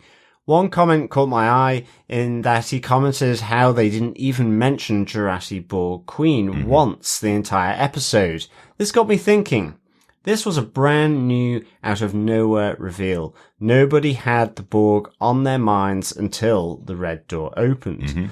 They are in the midst of being checkmated by the Borg, with Earth on the brink of destruction. It would be like a supermodel perfection who got to be beautiful through hard work and exercise, Jurati Borg, and pitting them against a supermodel who got liposuction. If they were to conceive getting help from Jurati Borg, it's just hard to see a Borg on Borg conflict based on the means to perfection. I think a throwdown debate on who is more perfect might happen, not a conflict. To me, it would make more sense if Jurati Queen had a showdown with non-Jurati Queen for Jack, since Jack expressed some of the lack of connection and aloneness as Jurati. All in all, I don't see how they get out of this one without obliterating the temporal prime directive. Love the show, Virat. That's a really interesting idea, Virat. I like the idea that it could be Jurati going up against the Borg Queen, to save Jack effectively because they had similar sentiments to them. That's a really interesting way of bringing it in. And I think you're right. Yeah. The idea that they wouldn't mention Jurati, it wouldn't be the first thing that would pop into Picard's mouth when the entire fleet was being taken over by the Borg. I kind of get that. There's loads of other stuff going on here, but I think probably like myself, we were just trying to remember, how the Borg storyline finished last season and how it would connect to this season. So, I can see why there may have been a little confusion in there as well, of course. But I like your idea. Yeah, great stuff. Thanks for that. Yes, thank you so much for that. Over on Facebook for this week's episode, we got some feedback from Joe Herbers, who had this to say. So much fan service, so little ever spent on a sensible story. Love seeing the old crew together, but felt like such a wasted opportunity to do something more interesting. Really wishing Jack hadn't taken up so much of this season. Did they actually need Jack for the Frontier Day takeover? If so, then Troy should have left the damn door closed. Are we going to explain who's controlling Vadic, likely the Borg Queen in disguise, and what threat the Borg apparently made against the Changeling to get them to take over Starfleet? Thanks, Joe. Yeah, my assumption is next week. Like, we'll get all the Borg stuff, as myself and Derek and John have already discussed in next week's episode. We'll get that with more changelings. Yeah. The Frontier Day, I don't think they needed Jack for the Frontier Day. They needed Jack to basically turn on the control of all the Borg under the 25. He's the transmitter. So to take over all the young people, they needed him for that. Yeah. The swarm of the actual ships was just code. Yeah. So they didn't need him for that. They needed him for the turning on of the Borg code within people. Effectively, he connects with them through space, because I think you see his eyes go black, as I say, the demon kind of look, and you see on Mura and on Sydney and those that turn, their eyes go black, effectively, and then back as though there you have it. It's I guess, instead of going red like they did when he wasn't plugged in and assimilated by the Borg Queen. Exactly. Yeah. Exactly. Yeah. So he was essential to the plan. If he hadn't been there, this wouldn't have happened. Yes. Yeah. But as for a threat to the changelings to get them involved in the takeover, I don't think there was any threat. I think it was more of a promise. I think they were working together to get payback on Starfleet for the changelings because of what they had been done to them. I don't think there's a threat there from the Borg. Just interesting that they didn't assimilate them, which seems to happen when the Borg come in contact with anybody, right? So, but they obviously found there was a way of using them. So interesting stuff. Thanks so much for that, Joe. Yeah, thanks, Joe. Victor Von Doom also sent in his thoughts. He said, I was a bit disappointed at the Borg resurgence, but it was only fitting that they return alongside all the crew. Sorry to see Shaw go. He gave nice props to Seven, though. Geordie's legendary reputation is reconfirmed when he produced the Enterprise D. I hope Raffi and Seven can save his daughters along with the rest of the Titans crew. I'm very eager to see how this concludes. Thanks, Victor. Cannot wait for episode 10, and certainly to see how they can pull this one from the jaws of defeat, I guess, to be honest, because, it's pretty total warfare from the Borg. And like yourself, and as we've discussed, I think the Borg resurgence, it just felt quite a surprise, on this episode, even though I guess there are breadcrumbs throughout, for sure. Yeah. And certainly with reference to it, as Captain Shaw's little speech in the holodeck. So, but I think, I'm never going to say no to seeing the Borg. They are such a great antagonistic foe, Yeah. So, thanks so much, Victor. Do you know there's only one thing that annoyed me about them in the episode? What? Do you know when they went through the red door and we heard "We are Borg"? Yeah. Yeah, and then later on, when LaForge's daughter turns, the first thing she says is "We are the Borg." It just annoyed me. I don't know. I've always kind of wondered, is it "We are Borg" or "We are the Borg"? And both were used in the episode. Anyway, only thing that annoyed me. But thanks so much for that, Victor. Corey Garron says, Shelby, no. I do kind of hate when they bring back characters just to kill them off, especially immediately killing them. Makes me kind of glad that we didn't see Janeway return. Well, yeah, that is true. Yeah. But where is Admiral Janeway? Because technically, I guess she was overseeing all this. You'd expect her to be there. So I do wonder if maybe why she wasn't around, that actually she's not a changeling, and that she's gone back to her old haunting ground of the Delta Quadrant, where she's been able to find, ultimately some kind of anti-Borg thingy-majig that they can whip out. Maybe. You never know. Or she's starting the resistance from Earth. It lives on. You never know.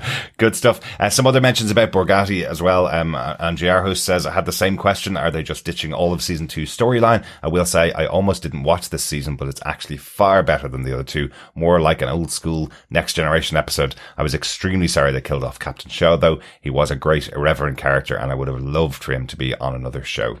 Excellent stuff. Thanks, Angie. Yep. Totally with you there. But I think, season 2 storyline is definitely still there. So hopefully, it's not too much of a problem there, you know? Exactly. Richard Blaze also says, same. I was going, wait, what? Didn't this sort itself out in season 2?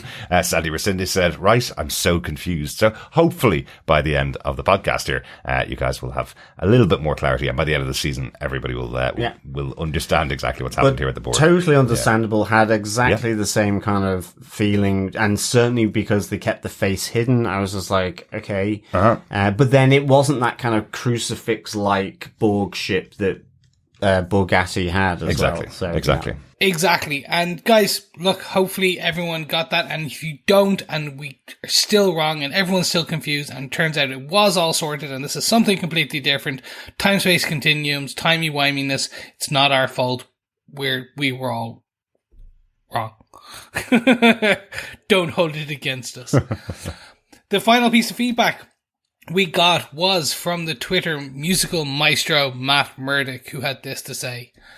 That episode of Picard was a whole lot of people figuring out the exact right answers all at once, which seemingly highly unlikely and was an absolute assault on the brain to keep up with. But I guess was done in the interest of keeping suspense for 9 episodes. Nonetheless, the revisit of Enterprise D was very emotional for me. So much so that I had to pause the episode for a few seconds to regather myself, and was worth the price of admission alone. Thanks, Matt. And yeah, I think everyone of a certain age who grew up with, and or those who kind of have a deep connection to Star Trek, kind of felt the exact same way. And what is Star Trek if not a whole load of people figuring out the exact same thing and all the right answers at the exact same time, especially within 40 minutes. Yeah, absolutely, Chris. Always happened in 40 minutes of an episode on air of The Next Generation that we had everything solved. Absolutely, the whole team putting their spokes together, putting their heads together, and completing the puzzle. So great to see that in this episode. But yes, slightly unbelievable it would all happen within a minute of each other. It was hilarious. Thanks, Matt. Yeah, thank you so much, Matt. And thank you, fellow Trekkies, for all your feedback. Keep it coming in for the final episode. Absolutely, but a very good point. We're not going to have a feedback section for the final episode, because hopefully we'll be recording it before we go away on holidays. So we will be coming back afterwards to talk about the feedback for the final episode, the feedback on the entire season, and of course, revealing our winner of our pub quiz. Yes. So keep the answers coming in through feedback at tvpodcastindustries.com as well. But thank you so much, fellow Trekkies and Trekkers, for joining us today. Thanks for all the feedback as well. We hope you stay subscribed to the podcast. And if you enjoy what you hear, why not share it with your friends? Because, of course, sharing the podcast is, of course, sharing the assimilation. Love. Oh my God. Because, of course, sharing the podcast is, of course, sharing the assimilation. I thought that was quite good. I was going to leave it in. That was quite good as well. I was going to leave it in. Why wouldn't I take it out? Yeah. Was it good? Yeah. Resistance is futile, fellow Trekkies. And of course, we will be back next week with the finale of Star Trek Picard Season 3, Episode 10, The Last Octogenarian. That's not right. The Last Generation. That's right. So your feedback on the show, as Derek has mentioned, really important, but please get that in. And of course, we'll have the next question of our 10 Forward pub quiz. So please make sure you join us for the finale. Absolutely. Absolutely. So we've gone from the first generation to the next generation to the last generation in the finale of Picard next week. Can't wait. It's going to be good. Yeah, maybe they'll go to the octogenarian. They might. Thanks so much for joining us. Talk to you again next time. Thanks, folks. Speak to you again soon. Yeah, thank you so much, fellow Trekkies and Trekkers, for joining us. As always, make sure you watch the next episode. And in the meantime, before we're back, keep watching, keep listening, and of course, keep assimilating. Bye. Bye. Bye. Don't assimilate. We do not support assimilation in this podcast. No. Bye. Bye. Bye.